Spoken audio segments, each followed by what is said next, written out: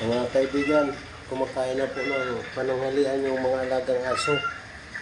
Yung pusa, tapos na kumain yun. Ito si Kikay. Yan, si Bunso. Kumakain na. Kain ka na. Di ka.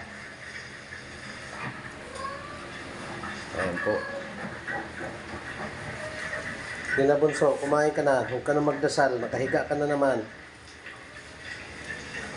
Yan si Kikay. Kumakain na. Hindi po mga kaibigan.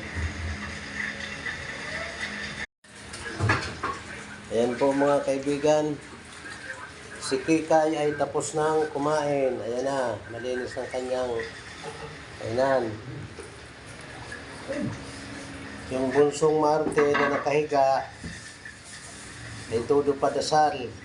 Sige pa. Ayaw pa kumain. Ito naman si Dika, kumakain pa.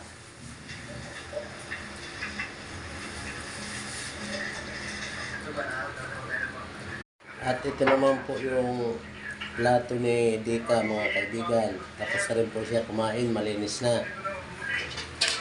Yung Marte ay nagsisimula pa lang kumain.